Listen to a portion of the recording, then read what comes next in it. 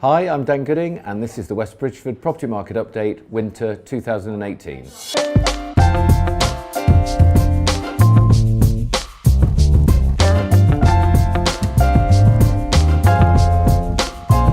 For the last property market update, we were talking about how busy the summer was and I made my predictions for September. Unfortunately, I was wrong with the predictions for a busy September because what has happened in the last couple of months is that we've had a lot of bad news about Brexit, and Mark Carney, the Governor of the Bank of England, made a disastrous prediction at the start of September that house prices may fall up to 35% by the spring of next year.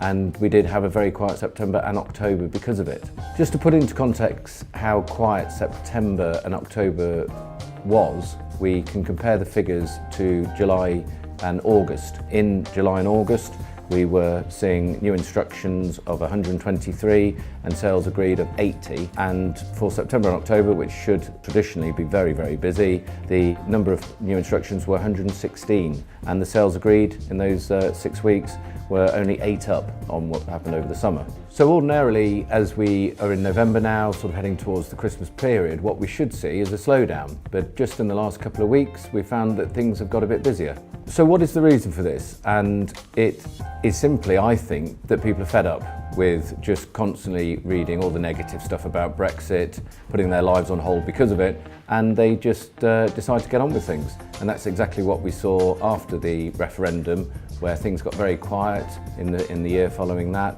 and then suddenly, for no reason at all, the market just picked up. And it is simply down to people just having enough of hearing the usual stories in the news.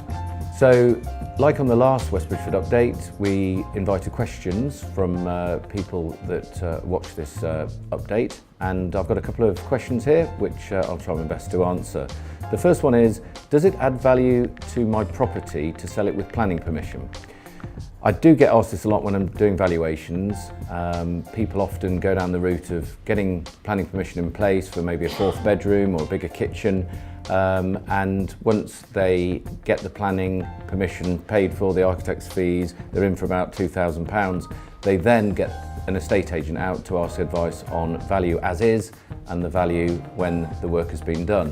What is probably 99% of the time happens is I give a valuation of as is, which they're pleasantly surprised about, and the valuation with the extension, which they're a little bit disappointed about, because all you're doing on a very good day is simply getting back the money that you're spending on the extension. So when they say, shall we sell with a planning permission, highlight it as a big bullet point, I actually say that we shouldn't do that, because what we're doing is highlighting the property's shortcomings and the reason why those people are moving. So it's all about focusing on the positives and not the negatives. So unfortunately, planning permission doesn't add value.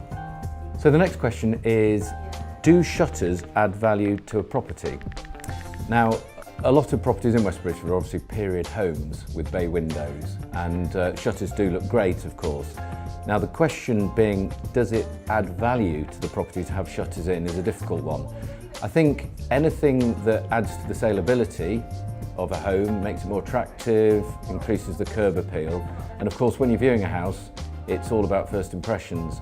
So I think it will add value in a good buoyant market, because it will make more people want that house, and ultimately the more people that want a house, the higher the value you're going to receive for it.